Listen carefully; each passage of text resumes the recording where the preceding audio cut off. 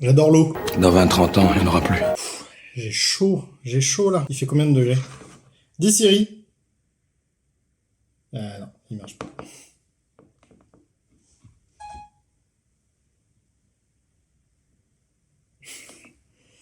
Ok, hello tout le monde, on se retrouve pour une vidéo avec un format un peu plus court, un peu plus en détente. Vous voyez, je suis même pas à mon bureau. On est tranquille, on est entre nous, petit café. Allez, je vous laisse même quelques instants pour vous faire un café.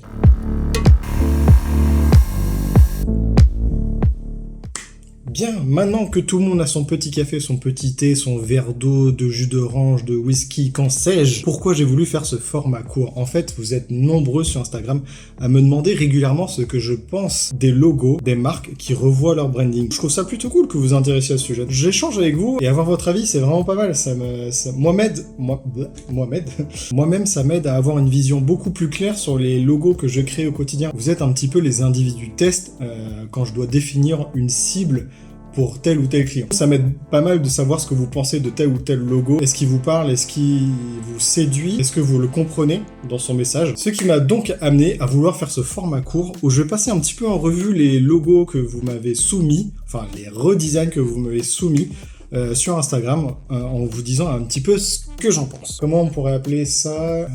On pourrait appeler ça une logo battle, si ça vous va. Design versus redesign. Mon accent anglais est à chier. Sans plus tarder, générique.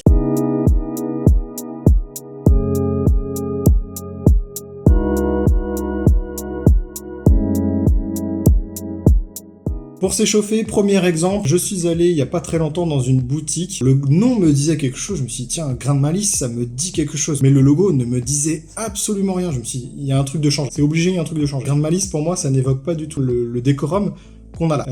Qu'est-ce qui s'est passé? Petite recherche Google depuis la boutique, hein, sans attendre. Et je me suis dit, ils ont changé leur branding, eh oui, je le savais. Et effectivement, très bon rebranding, ça on peut pas le nier. On voit qu'ils ont vraiment essayé de monter un petit peu en gamme, ou du moins se moderniser, revenir un peu dans les tendances. Le logo actuel, bon, enfin... précédent, il était pas ouf. Hein. Avant, ce jeu de couleurs et cette linéale un peu pauvre, c'était pas bien heureux. Le seul jeu un peu intéressant, c'était le zigouigoui, le i de Malice. Et encore, on comprend même pas très bien. Il est pas adapté à la taille de grain de Malice écrit en dessous. On croit que c'est juste un point qui va après le GDM. Et puis ce jeu d'opacité entre les lettres, cette couleur un peu fade, c'était pas ouf. Alors que cette typographie-là, elle fait monter un petit peu en gamme grain de Malice. C'est vraiment une typo vraiment féminine. Donc franchement, très bien. C'est sobre et élégant. Là, on peut quand même souligner un petit jeu typographique entre le R et le A. Et puis, on sait que le logo est aussi adaptable. Il est versatile un petit peu. C'est-à-dire que là, il est vraiment sur un rectangle plutôt étroit. Alors qu'il existe une version du logo où tout est aligné, grain de malice, et du coup, ça fait un rectangle vachement long. Donc, il peut être adaptable en fonction des situations. Et ça, c'est très très bien. Du coup, grain de malice, design ou redesign? Et vous l'aurez deviné, redesign. Deuxième marque pour cette logo battle, on s'attaque à c'est dur à dire, on s'attaque à Camailleux.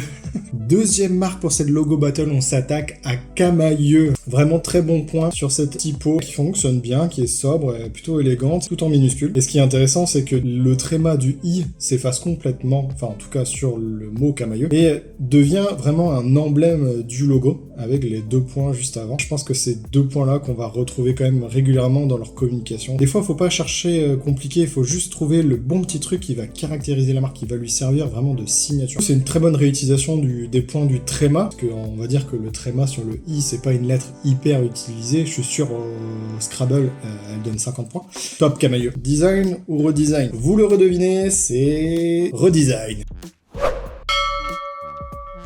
Et maintenant, troisième marque pour cette logo battle. On reste un petit peu dans les fringues. Je sais pas, les fringues, elles ont tendance à changer de logo en ce moment, je sais pas pourquoi. Si, je sais pourquoi, toutes les marques le font. Voilà, c'est pourquoi. Changement de typographie également pour Caporal, la marque marseillaise. On enlève complètement la sérif, les empattements sur les lettres. Il y avait une espèce de truc intéressant aussi sur Caporal, c'est qu'il y avait une espèce de courbe en haut et en bas, très légère, très subtil. Aujourd'hui, bon, c'est linéal, c'est simple. La seule originalité, ce sont les italiques sur les voyelles. On remarque d'ailleurs qu'il y a une répétition un petit peu avec la barre du K qui descend et qui rejoint le A, et pareil avec le R qui rejoint le A. Ça crée du dynamisme, ça crée du mouvement, on peut pas dire le contraire. Alors attention, on parle souvent de blending, c'est comme le branding, mais c'est tellement épuré au possible que ça en devient presque fade. C'est souvent le cas d'ailleurs dans les marques de mode. Yves Saint Laurent perd son monogramme pour juste devenir Saint Laurent avec une linéale basique. C'est dommage, on se le dit, c'est vraiment dommage. Mais voilà, je trouve que la typo de base de Caporal, il y avait vraiment un petit truc. C'est dommage, je trouve que c'était pas mal. Après, je peux comprendre que les marques veulent un peu se renouveler, elles ont une nouvelle vision. Mais là, je pense qu'il y avait quand même mieux à faire. Ça manque un peu de recherche, ouais. C'est dommage. D'autant plus qu'on pourrait presque dire que le travail n'a pas été fait jusqu'au bout. Le redesign de ce cas avec vraiment les galons, les grades du Caporal, ce cas est vraiment sympa, vraiment très beau. Il peut paraître tout simple comme ça, mais franchement, visuellement, il est vraiment très dynamique, très bien dessiné. Franchement, chapeau les gars. Et c'est dommage parce que du coup, on a l'impression qu'ils sont pas allés jusqu'au bout parce que le cas est vraiment super et la typo, elle a pas grand chose. Design ou redesign, ouais, c'est un peu dur de choisir. J'aurais peut-être mis le nouveau cas avec l'ancienne typo de Caporal. Allez, on va dire redesign pour ce cas avec les jolis gars. On fait une petite pause dans les fringues. On va s'intéresser à une appli de rencontre. Adopte un mec. Je sais pas si vous connaissez. Moi, je connais pas très bien. Quoi qu'il, c'est quoi cette histoire que Adopte un mec devienne Adopte? Ça, je comprends. C'est rentré dans l'usage, dans les us et coutumes de dire t'es sur Adopte. Surtout que je trouve que ça ouvre un peu le champ des possibles sur les différentes sexualités, qu'on reste pas juste sur un mec. Ce qui est bien aussi, dans ce changement de logo, on chante un peu le picto de la femme qui met un mec dans son caddie. Comme si la femme était un symbole de la consommation de masse. On est tous dans le même panier, les frérots. Y a pas que les femmes. Surtout que l'image de la consommation de masse avec un caddie associé au mot adopte, c'est pas ouf, hein. Alors, ce redesign adopte, je trouve pas moche. La typo en mode Futura, là, en italique, moi je trouve ça sympa de loin. Mais par contre, foutez pas un peu de notre gueule, les gars. C'est pas un peu copié? Vous êtes sérieux? La recherche graphique, tout ça, non, ça... on s'en balèque. Surtout que, faut savoir que Suprême, en créant ça, ils ont rien créé en fait. Eux-mêmes ont copié déjà sur une artiste qui s'appelle Barbara Kruger, si vous voulez tout savoir. Alors si Adopte commence à copier Suprême, qui a déjà copié quelqu'un, on s'en sort plus, hein. Ça me rappelle un peu cette histoire Radiohead qui porte plainte contre Lana Del Rey pour plagiat, pour la chanson Creep, alors que eux-mêmes avaient déjà plagié sur quelqu'un d'autre. Du coup, Adopte... Alors là, franchement, entre design et redesign, je ne sais pas du tout quoi choisir. L'ancien logo, la signification qui part un peu dans tous les sens, c'est mort. Adopte qui copie sur quelqu'un qui avait déjà copié, bah c'est mort aussi. Encore, ça aurait été juste une campagne de pub de 2-3 mois, je dis ah ouais, plutôt cool, ouais. Non, en logo pour toujours... Attends, vous rigolez quoi. Donc, aucun. Bah je crois que c'est tout. Ah non, il en reste un logo qui fait polémique. Oh là là là là là. Mais je comprends pas, il est très bien ce nouveau logo. Le slip français. Franchement, tout le monde déteste. Moi j'adore. Ouais, il est vraiment très bien ce logo. Parce que si on prend l'ancien, c'est écrit le slip français. C'est écrit Made in France. Il est tricolore. Les mecs, sérieux. Toujours plus, hein. Bleu, blanc, rouge, français, made in France, ça s'appelle un pléonasme. Après, je comprends. La marque se lance, la start-up se lance. Il y a besoin de se faire connaître. Vas-y, on y va. Je comprends tout à fait que le slip français veuille se réinventer, surtout que maintenant toutes les marques qui font du Made in France se mettent en bleu, blanc, rouge. Il y a d'autres façons de représenter le Made in France que par le bleu, blanc, rouge. Le Made in France, c'est aussi évoquer la culture et l'histoire de la France. Et là, le slip français, je pense que ça fait appel un petit peu à des souvenirs du fleuron de l'industrie française un peu oublié. Parce que moi, ces couleurs, ces typos-là, ça m'évoque un peu une vieille France après-guerre. L'homme élégant et soucieux de son confort exige le slip français.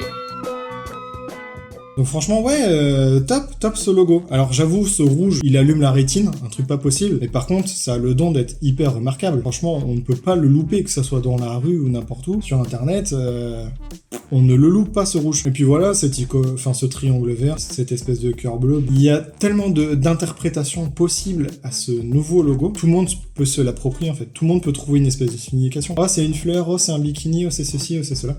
Et ben justement, en fait, c'est ça le but aussi peut-être, c'est d'avoir tellement de significations que ça peut englober toute la nouvelle vision du slip français. Le slip français à la base c'était vraiment le slip. Aujourd'hui ils ont diversifié leurs produits, Mais peut-être qu'ils ont aussi diversifié leur façon de faire, leur fabrication, tourné beaucoup plus vers l'écologie, etc. Donc le slip français, non, je suis vraiment très belle typo, bon choix de couleurs, bien tape à l'œil, petit emblème à l'ancienne, vraiment minimaliste et tout. Alors là, moi, je ne peux que dire redesign. Et c'est tout pour ces logos battle aujourd'hui. Vous pouvez lâcher les coms.